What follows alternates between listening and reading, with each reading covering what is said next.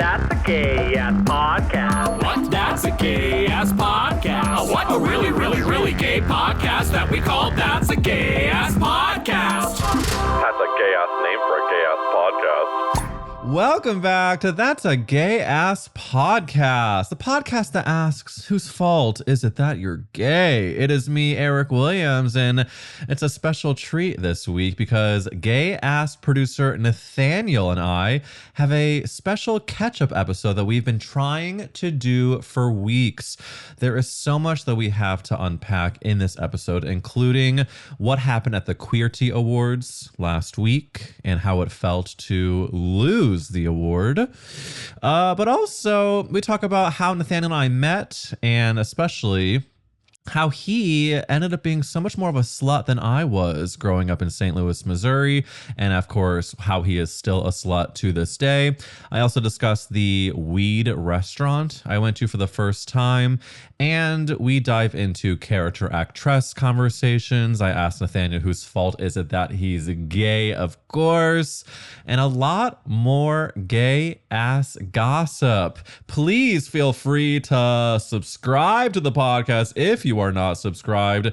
And real talk, thank you to everybody who did vote for us for the Queerties. It felt like I won because so many of you were voting almost every single damn day. I'm a lucky gay ass fucking bitch. Anywho, enjoy this catch-up sesh with gay ass producer Nathanael.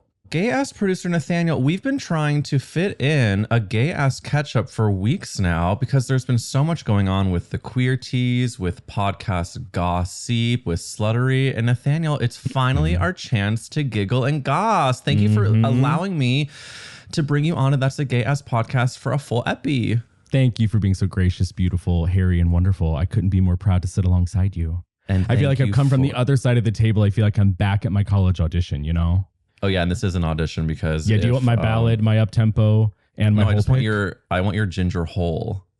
Pink hole. Let's get it together. Sorry. Gato Your rosato. pink ginger the pink cat. hole. The pink cat. Well, you know what's funny is that you already are giving us a bit of an accent because your Twitter handle, which has attracted many a follower, maybe not the handle, but more the pink hole, or just your juicy, gorgeous ass, is your tell the listeners, what is your handle on twitter.com? On the twitter.com, I am large white queso because I am thick, white, and cheesy.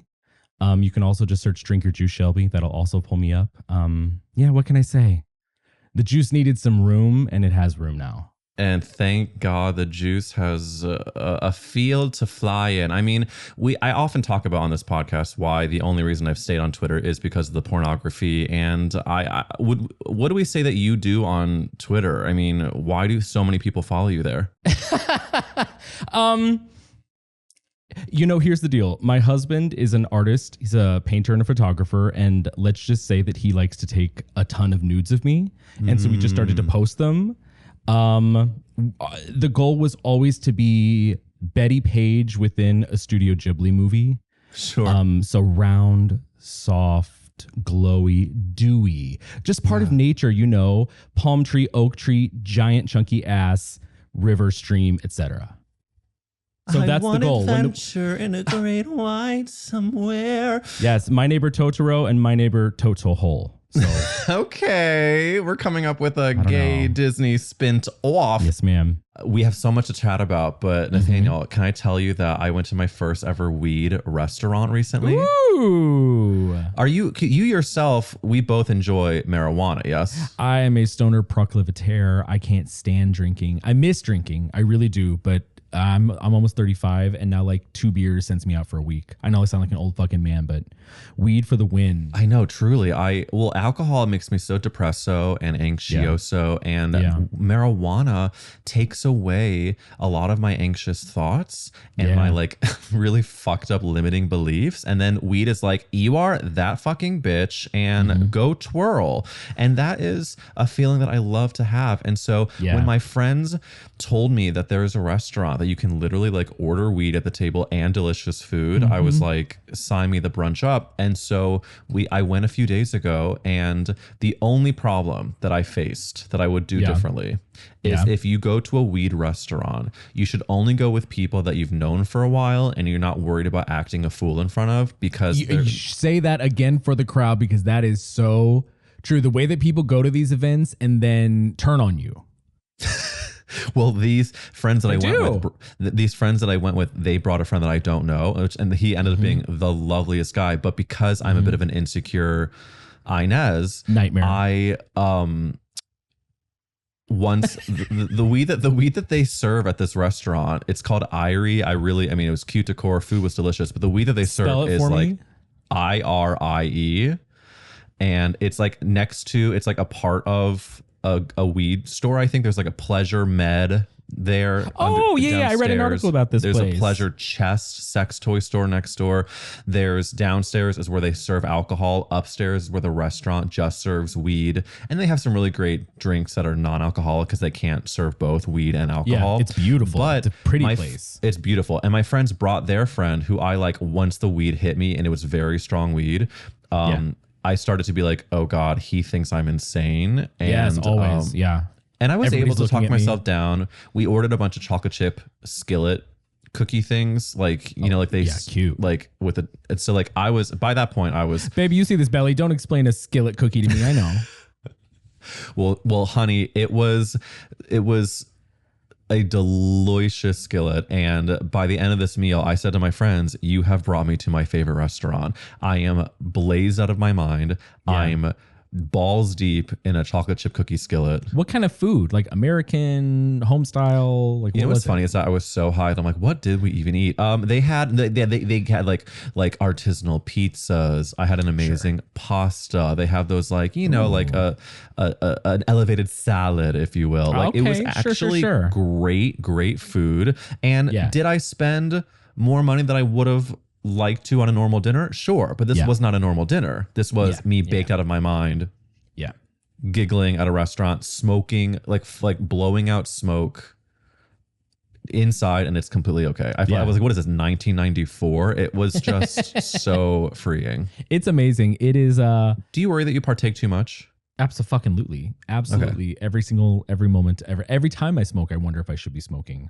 See, but that's why. How can we get past that? How we can can't. That means we're find more balance? That means we're addicted, and we just got to have that conversation where our own judgmental line draws addiction. Because for some people, you know, I don't know. It is addiction. I think that we could say that we are addicted. So we just got to figure out a healthier balance as we grow older. I was gonna say, I don't know if this is me just now like making me feel better for smoking a drug, but I feel like we live in a time right now where it's like choose your own addiction adventure. So it's like some people are maybe over serving themselves with alcohol. Some people are maybe watching porn 11 hours a day. Some people are eating so much sugar that their blood just describing my weekend, baby. I was gonna say, this sounds like 12-hour goon sesh with like 6 joints and some takeout. I'm done. Exactly. That's it. Some people are popper baiting all day. Some people, let's talk about that. The FDA is coming for the poppers. Have you seen this? I have seen. It's hard not to become alarmist when you see that the feds are shutting down popper factories. You know, we love you, Double Scorpio. We love those beautiful wrappers. Even my straight friends knew what poppers were because they'd find like the shiny Double Scorpio wrapper. Like, well, since we love to be honest on this podcast, I myself have actually not really explored the popper baiting world. I've only really done poppers a few, handful of times, but I want everybody to at least have the option to lose their vision. I lose my heart on if I have too much. I know so many people who just like fueled the fuck up. Yeah. After like 3 or 4, I'm just okay. When we have you on the bonus episode series, the horny Slatreon series, I'm going to tell you about a time I hooked up with a guy that brought 3 different popper accoutrements. Icon. It was That's all the boys now. Are the grandpas you're hooking up with also doing poppers? Well, no, they're not because they're on Viagra. And I hope everybody knows out there, but please, please, please, please, please do not ever mix poppers and not beta blockers, but like heart pills. That was a PS gay from Gay Ass Podcast. Let's stay alive. You know what taught me that is Nancy Meyers' Something's Gotta Give, when Jack Nicholson goes to the hospital and they're trying to give him nitroglycerin and they ask him if he's on Viagra and he's like, no. And then they almost put the drip and he freaks the fuck out. And I remember thinking, and I asked my mom, I was like, why couldn't that happen? She goes, oh, you can't take anything like that with heart pills because your blood pressure will drop too much. Wow. Who knew that your mom and Nancy Meyers both saved a gay life that day? Yeah, absolutely. And also, Diane Keaton has saved my life on multiple That is one occasions. of my favorite movies. I think it's so hard to do like a play-like style on film, and that movie achieves it. I love that. Well, you know, I that movie is one of the best when it comes to the Nancy Meyers of it all. But there's also that Meryl Streep, Steve Martin, It's Alec complicated. Baldwin. It's complicated. I saw that.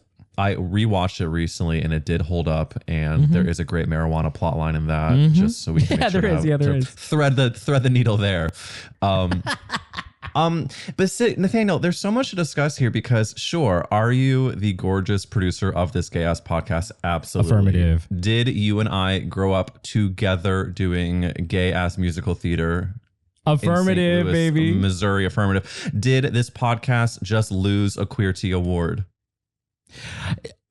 Not lose, really. We really won because we lost to Very Delta. And I think when we very first started working together last July, the very first thing I said was, if we can't live up to Very Delta, then it's not worth building something together.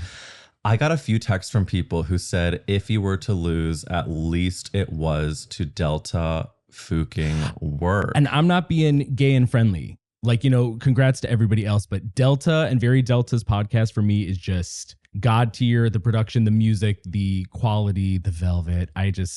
It's my fucking favorite, and I genuinely love her, and I'm so happy she won. I'm mad that we lost, but you know what I mean? It's a gift. Of course. Well, did I tell you what happened? That she was not. This is where I get to unpack the Queerty Awards. So what had happened is that the opening package of the actual, like, you know, Bob the Drag Queen had just come out, and a gorgeous Traitors wore the full cape, gave us a full allusion to the Traitors. Incredible. And then they played a package for, like, a video package of, like, all the nominees. And guess what got a full little feature, which was me. That's the Gay Ass Podcast, and it's just a clip of me going, whose fault is it that you're gay?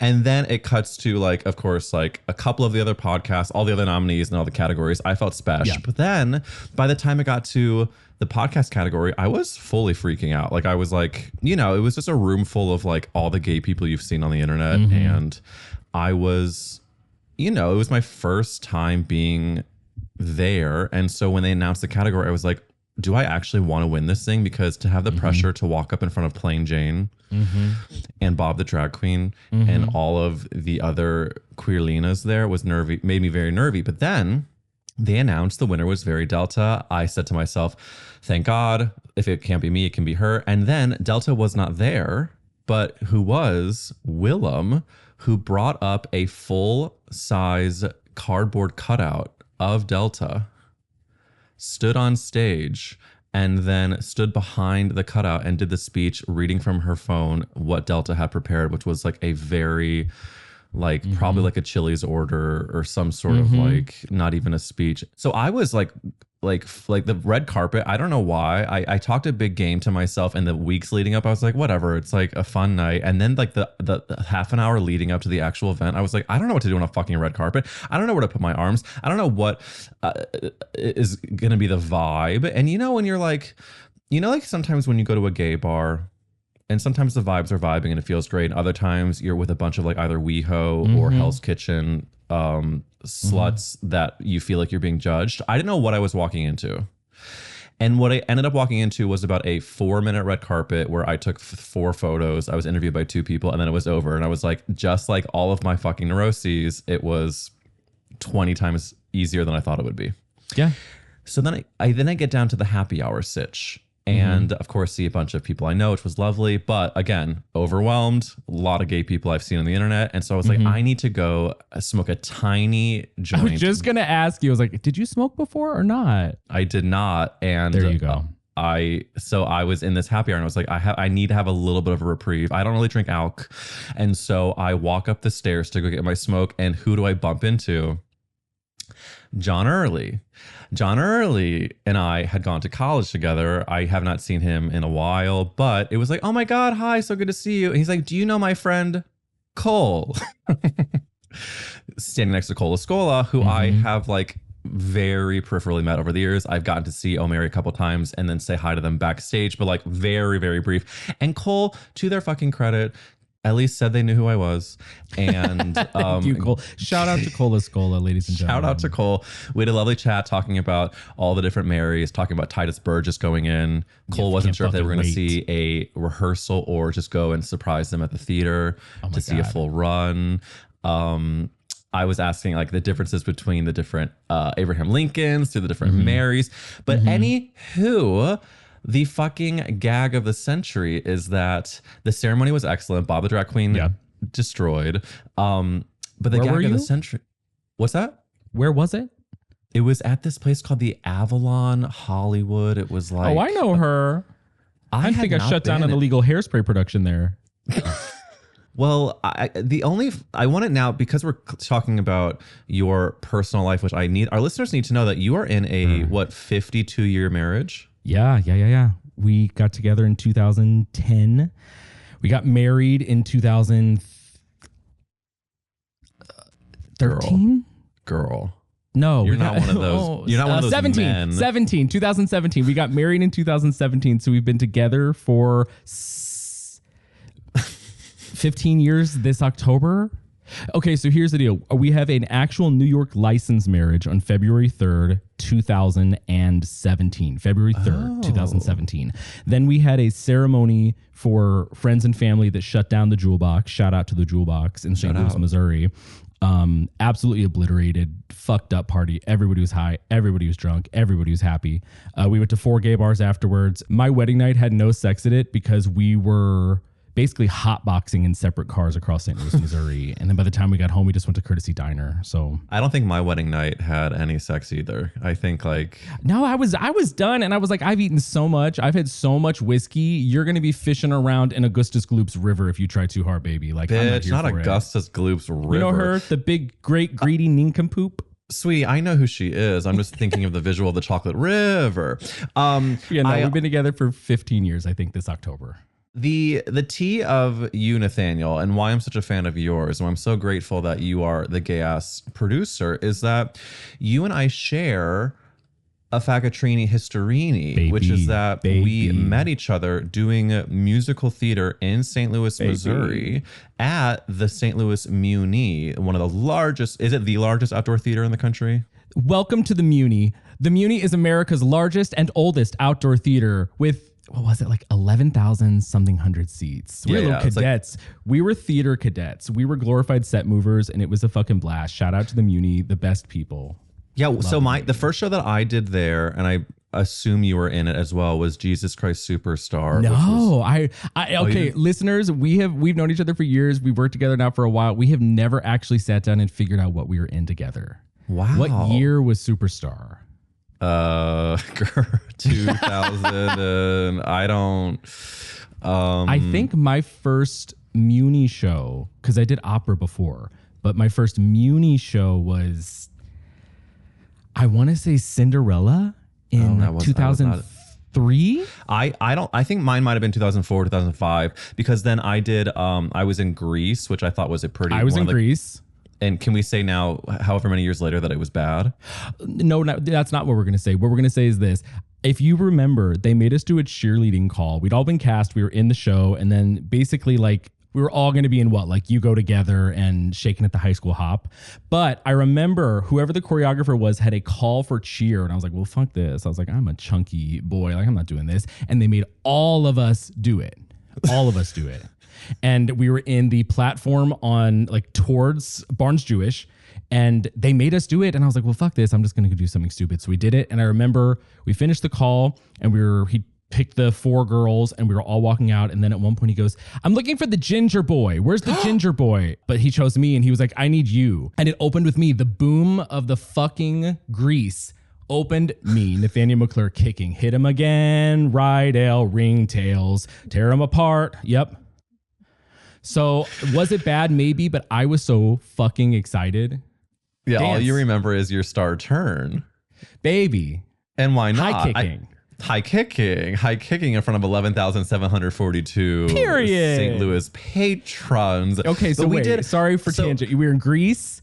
Greece. The ones that I did, of course, the canonically white Miss Saigon for reasons unbeknownst to me. Of course. They did a teen chorus for that. Were you ever in the actual Muni Teens? No, that's the thing is You that I need to weren't? reveal to you is that I was actually not in like the touring. Like I did not do that. Well, I'm a revoke my shout out to you, Eric, because You can revoke it. You can revoke it. I'm kidding. It's I'm okay kidding. To revoke head. The troop within the troop within the troop. Right. We did.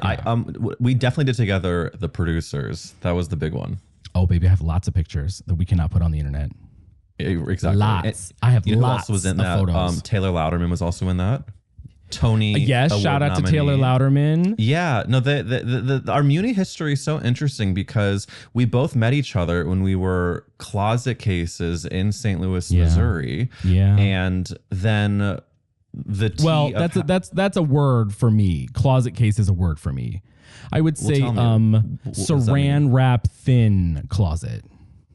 Well, because you were doing full like Miley Cyrus, Hannah Montana lip syncs Oh my god. during those shows. But are you saying that you were like just asexual at that time? Or Oh god, no.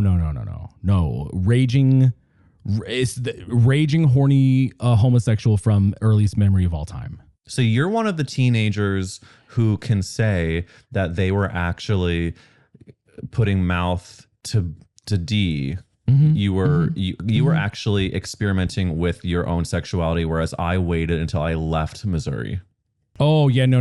I had the full opposite. I had I'll answer my own "Who made you gay?" question for you. I'll do Eric and Can I Nathaniel. ask you right now? Go, Nathaniel. Whose fault is it that you're gay? Who do we blame, babe? We blame my fantastic and wonderfully deceased Grandma Betty. Grandma Betty worked at Michael's Crafts on Manchester from the moment it opened in literally 71. Manchester is in St. Louis, listeners. And she ran the floral department till the day she died. And she ran the floral department with this flamer named Al. And Al and Rick were my grandma's best friends. So that was me being like, from birth, we would go to Al and Rick's parties and I would always listen to my parents of like, oh, so those are faggots. Like those are the gay people and they're fine.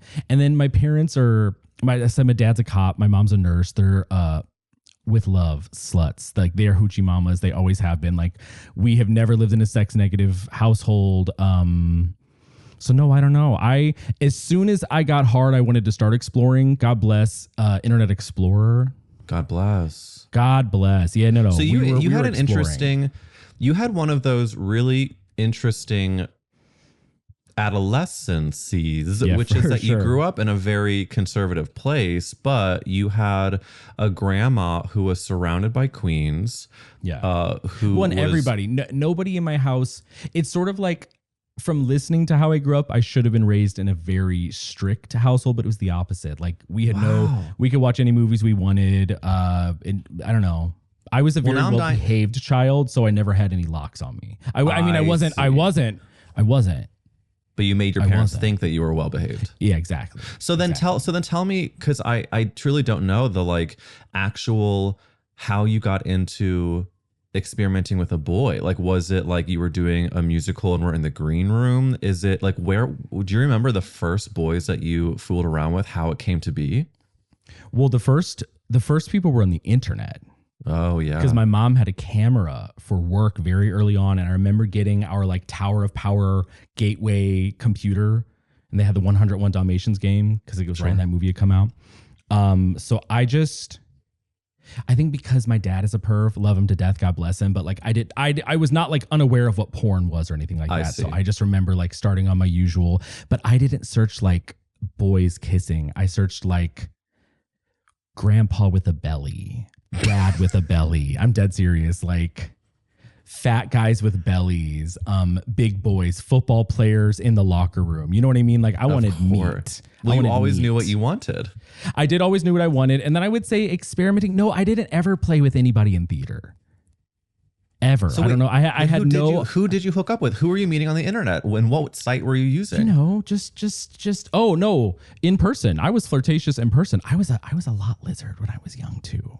A lot lizard? Mm-hmm. Troy, Illinois. I would drive over. I never did anything, but I would drive over and like get really excited and possibly do something, but I never did anything. I did wind up playing with boys my own age. I will not reveal them, but let's just say shout out to many of the Catholic boys' high schools in St. Louis.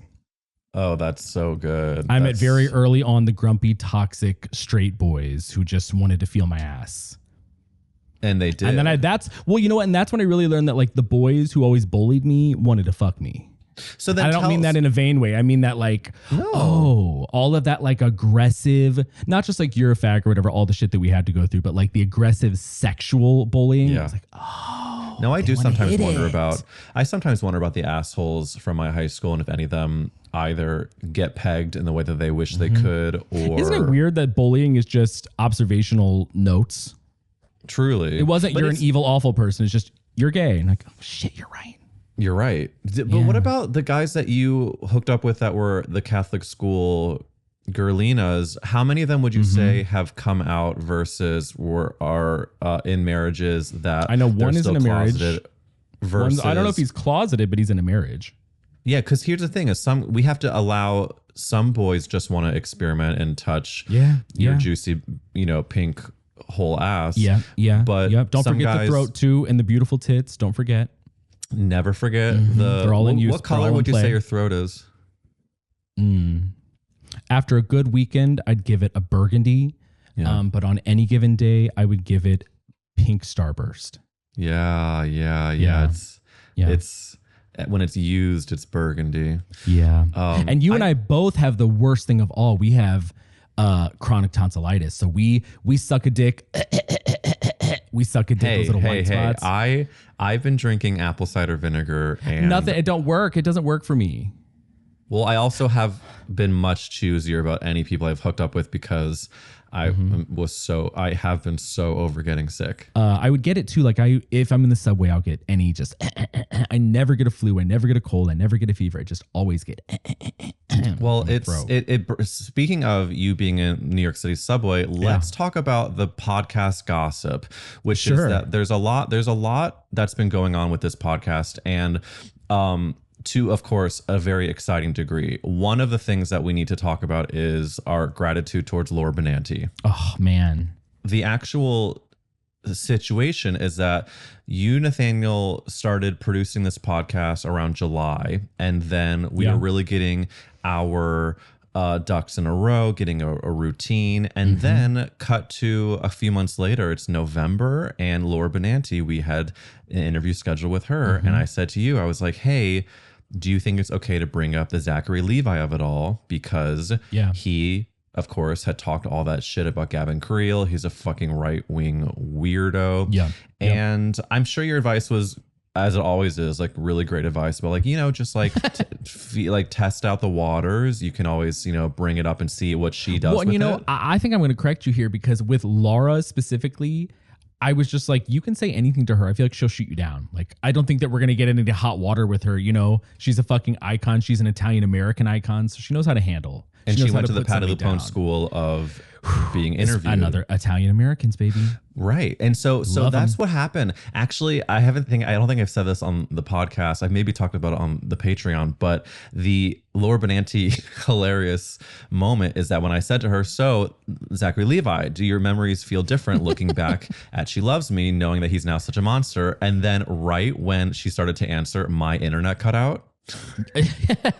That's right.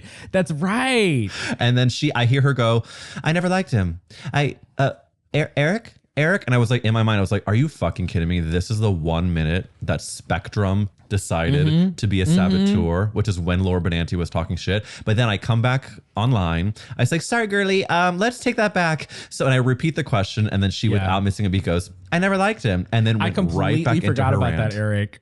I completely forgot about that. That's exactly right. She's like, I can't. Hello? Are you gone? Hello? He's a piece of hello. And so then she gives the full rant. And then, of course, the episode is brilliant because she is brilliant. And then I think the first outlet that posted about her interview, well, first it was on Twitter. Someone said, oh my God, Lara Benanti is talking shit. And then I was like, oh, cool. Some people are talking about it. That's fun. And then justjared.com posted and I about was it. where you were at home in LA, or were you in New York at the time?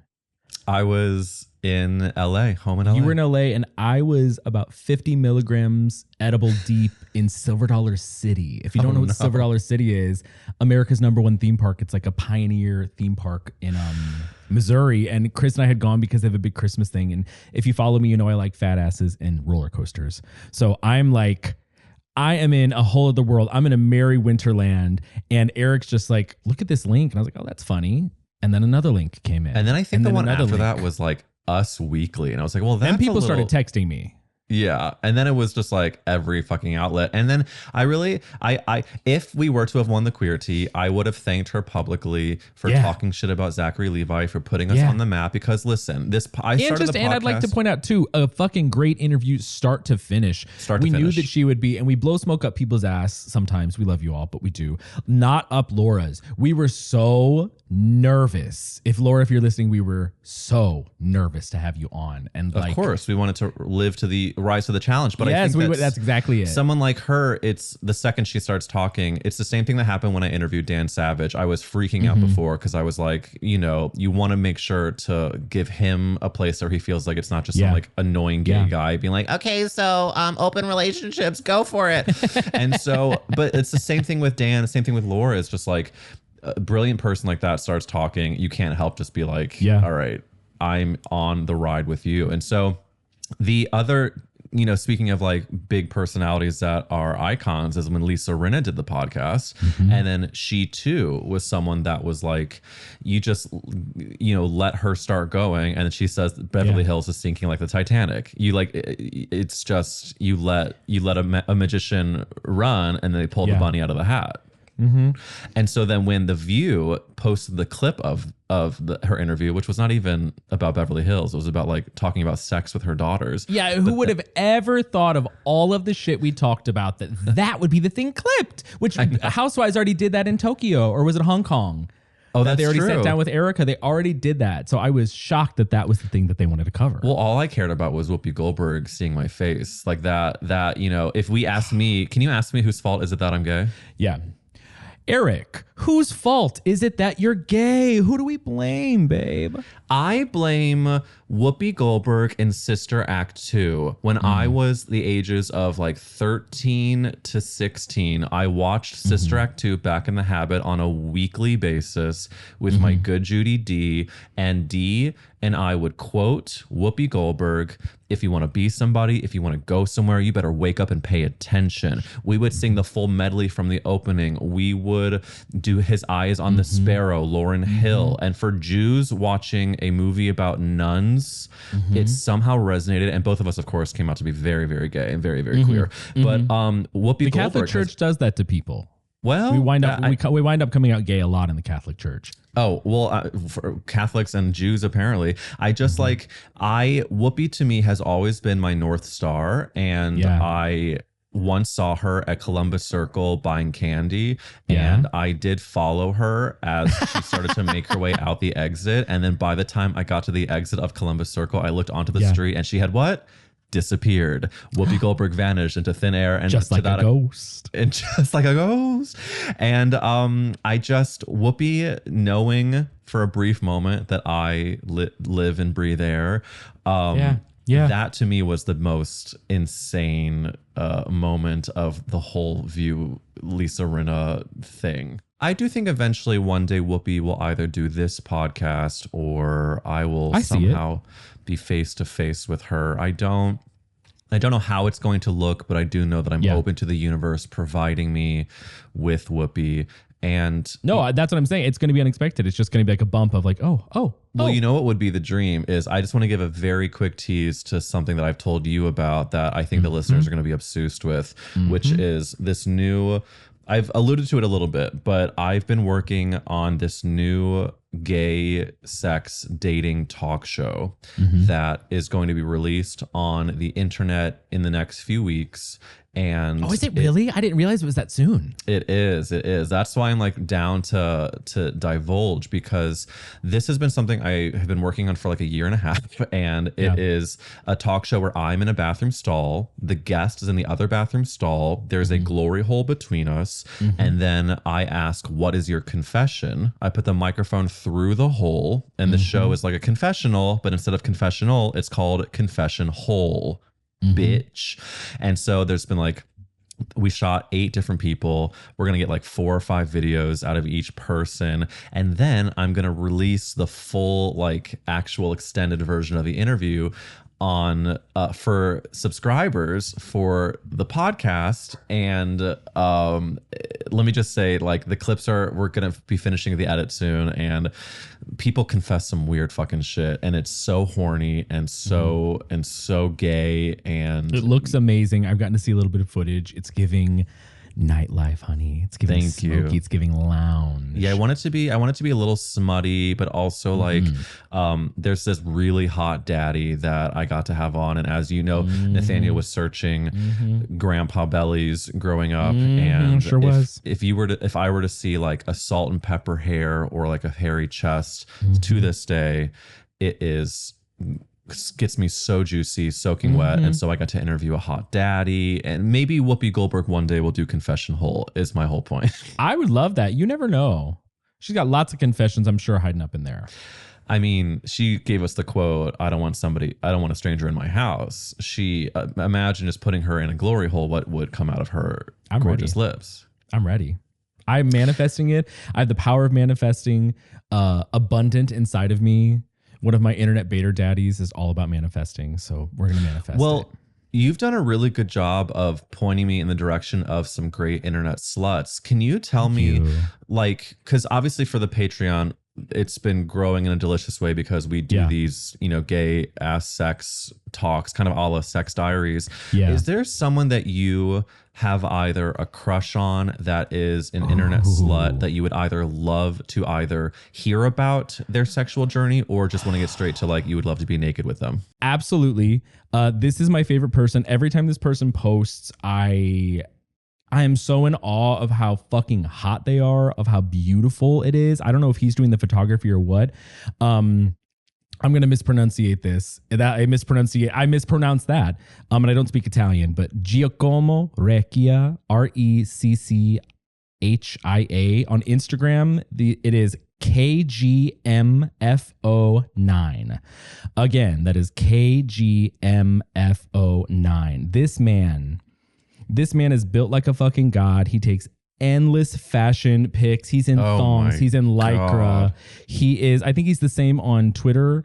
Every time he posts, I go through every motion. Here is for the camera. It is all in this luxurious lighting. Like, it's not selfies. It's art. This is art. This is an artist, and every fucking thing he posts, he's built like this, but he's giving lacy panties and just fucking incredible. Shout out to Giacomo. Yeah, that's a great shout out, because I think what he is doing is similar to the vibes of Sam Morris, who I really love talking to on the podcast. He's similar because he's a total slut, but there's also like, there's an artistry to it. There's like a horniness to it. There's a depth to the sluttery. And listen, I love a good old either cheap or homemade porny moment, but I also love this, like, it's giving curation, hun. It's giving photography, but it's also giving, say with me, fur. It's giving body hair. He's everything to me. Giacomo. Shout out to Giacomo. He followed me back on Instagram, and I about died. I was so fucking excited. I wrote right back, I'm pretty sure, and I was like, you are Michelangelo to me. You are Warhol to me. You are Stravinsky to me. Like every time you post, I'm like, oh, right, take notes. Like, yes. take Well, notes. It's eventually incredible. I'm going to have you do a full bonus episode to talk about your Sure. sexual proclivities, because I feel like you have many a story to tell. Yeah, I know you want to talk about the spanking. I know you do.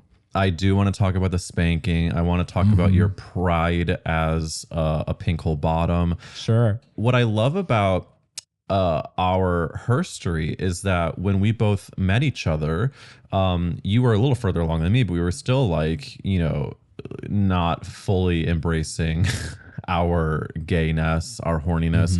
But now it cuts to, we're doing this podcast, and how I was able to even find you for this role is that I posted on Instagram and I was like, listen, enough is enough. I need someone to help me with this. I need a producer. I need an editor, blah, blah, blah.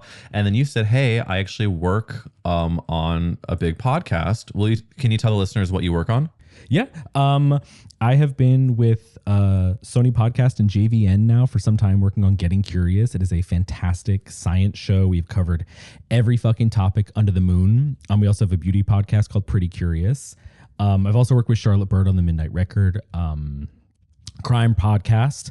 But yeah, we're back in New York. We are the sole film crew, me, myself, and I, and we're retitling a show. It's called Getting Better. Fuck yeah. We have some great guests coming up. I cannot say them yet, but it'll be out within like the next month. Some like incredible guests. Let's just say that we wrote down our dream guests, and then like mid-tier guests, and then absolutely possible guests. And we've already secured 3 of the top tier. So I'm sort of afraid of where we go to now. Listen, but yeah, that comes out. Web premieres this Wednesday. I guess that's like the 19th. Yeah. Today. Yeah, the 19th. day this episode comes out. So any gay ass listeners that would like to get better and also getting better on YouTube. Music by me, editing by me, video by me. Fuck set yeah. by me, flowers by Christopher, lighting by me, you know. God John Carpenter style. Bless. Well, it makes me feel so, and I buttering your biscuit with real fat butter, that it is so cool to work with someone that's like great at the producing, that has a good eye, and JVN is lucky to have you, and I'm lucky to have you, and God bless gay ass podcasts. Yes, bless the homos, long live the homos, vivre le Sodom and Gomorrah. Le homosexualidad. Let me shout out to you, because I fucking love the show and I listen to the show, and my husband calls and he goes, hey, look at Eric's Insta story. And I think I DM'd you immediately. And I was like, yes, hello. I'm finally making enough money to like do this now. Yeah. And then you and I chatted, and then you were basically like, you know, I love the show and I have these ideas and thoughts, and I was like, done. And ever since last July, it's, you know, us been sort of like trying to build this up to be as gay and slay and horny as we want it to be. And also, you just moved to New York City because of these amazing podcasts you're working on. They took a chance on us. We're very, very lucky. Very lucky. It's so great. And I think cameras to take nudes on. Hello. Shout out to the incredible cameras to take nudes on. We love a good nude. We love a good 8K, honey.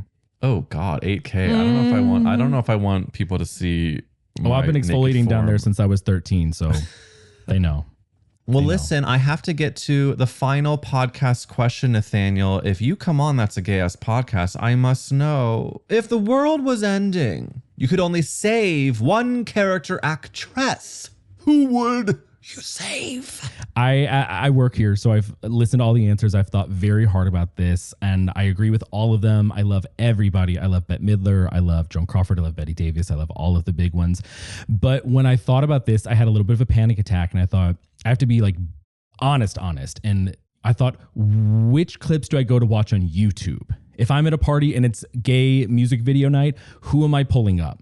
So I'm going to take the category back from you and take away actress and actor, and I'm going to give you a non-binary answer, because the only answer for me is Tony Award-winning Sarah Ramirez. Oh, Sarah Ramirez. It is the only answer for me. Everything that this individual has done, every recording I've ever seen, is absolute fucking god tier. Sarah Ramirez is the Miller's son. If you don't know it, it is...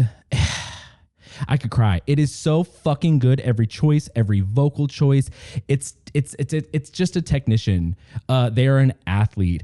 They're Buenos Aires. I know I sound like such Find a your Midwesterner, grail. but I know I can't give up Buenos Aires because my Spanish isn't that good yet. So but you know what I mean? Like anything Sarah Ramirez has done. Yeah, I mean, shout out to Claritin. That's what she said in her Tony speech. I think that's why I say shout out so much. When Sarah Ramirez shouted out Claritin, Yeah. it struck a chord in my gay soul. I don't know if it was just because it was like brilliant honesty or if it was like so high low where you're winning a Tony Award and then you're thanking medication. And as a Jew, I love a prescription. But I think that you're right that would we say that then if Sarah Ramirez is non-binary, then they are a character then they are I would a just say character actor would be the actrex. regular term. Character actrex. Yeah, we could say actor too. Just flat actor for everybody. Everything that Sarah Ramirez has done, and I'd like to point at the camera too. Sarah, if you're watching this, stop taking that TV money. Stop taking that TV money. We need you. The theater needs you. We are in dire need of vocals. And let me tell you what, you're looking up a Sarah Ramirez video, you're getting vocals. You're getting vocals from a fucking athlete. You're looking at an expert, and then they got that TV money, and I get it, but please revive something for Sarah Ramirez. Anything. I will watch that person do anything. The vocals, the tits, the face, the gorgeousness, everything. If you don't know Sarah Ramirez Miller's son, I don't know where. Do you worry? Maybe it's like the Hollywood Bowl. Do you worry that Che Diaz has? Yes. And I don't know what you're asking, but yes, I worry. We're If Che all Diaz worried. is there, I worry.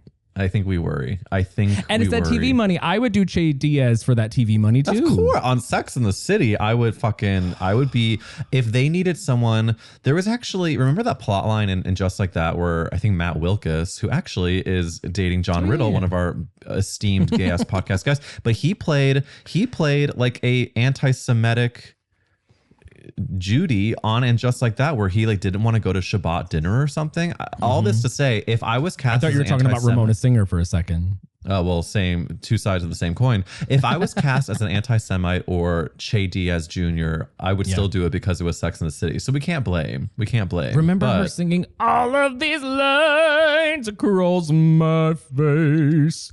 I mean, it goes on. Great James answer. Earl Jones. James Earl Jones announced her Tony too. Sara Ramirez.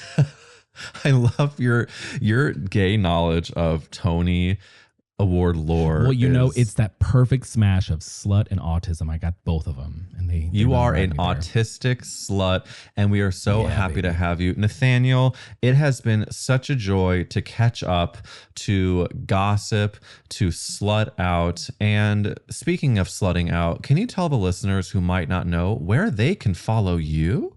Yeah, I am most active, honestly, now on Instagram, and it's okay. I have a weird spelling. So Nathanael is a Hebrew name, but I have the Celtic spelling of it. So NathanAel, like Michael, Nathaniel. So my Instagram is NAAAATHANAEL, Nathanael with 4 A's. And then I don't really post a lot on Twitter still, but Blue Sky and Twitter, Large White Queso. You can follow me for big booty pics there. And yeah, check Instagram. We got a lot coming out. We have a hell of a lot coming up for everybody here on this podcast. We have a hell of a lot coming out for everybody in a couple other shows I work for. It is spring. It is Tony voting season. It is allergy season. The booty shorts are coming out season. I had to get curtains so I could goon and bait in this room. So, you know. So yeah. So if I had to save one character actor, I would save Tony Award winning Sara Ramirez, because I think that they are just the cream of the crop, the tippity top, the voice of a generation. And I just love them. And shout out to you, Sarah. We love you. Shout out. Go back to Broadway and use that TV money to get a giant apartment right by the theater district. Use that TV money to revive MAME for yourself. Oh, and that is why you are the producer of producers. And you know what? You also are, Nathanael, is someone that has given so much to this podcast. And I feel like you and I need to give something to these listeners for having joined us on this catch-up session. So, Nathanael, do you think they deserve to see our tits? Yeah, I think so. I think it's time. I got to put down this gorgeous microphone, but yeah, I think it's time. I think that we thank the viewers. Absolutely. Let's thank the viewers.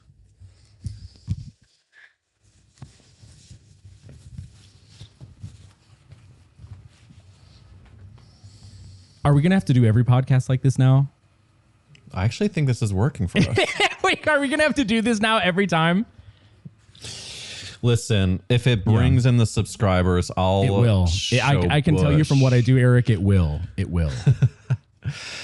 Listeners, from all of us at That's a Gay Ass Podcast, we're so grateful to you for joining us as gay ass girlies, for subscribing to the podcast, for liking, for leaving reviews, for joining us on the Gay Ass Slatreon. And I hope that you goon and bait as much as your heart wishes, because you deserve. We love you all. Thank you for watching. Mwah. Thanks for listening to this gay ass catch up with me and Nathanael. We are so lucky to have such hot listeners like you. And if you enjoyed this episode, follow Nathanael. His profiles are linked. Follow me at Eric Wills or at Gay Ass Podcast. And if you are excited about all the upcoming things, whether it is Confession Hole, my new sex and dating talk show, whether it is the bonus horny episodes where we talk about people's sluttery, feel free to go to the description and follow along, because you'll be seeing a lot more gay ass shit to come. I adore you. I hope you have an amazing rest of your gay ass week. And please, for the love of God, stay gay. Bye. You've been listening to That's a Gay Ass Podcast, hosted by me, Eric Williams. If you want to see and hear more, make sure you subscribe to us on Instagram, TikTok, YouTube, Spotify, Apple Music, or Patreon at Gay Ass Podcast. That's a Gay Ass Podcast is executive produced by Eric Williams and produced by Nathanael McClure. We'll see you next week.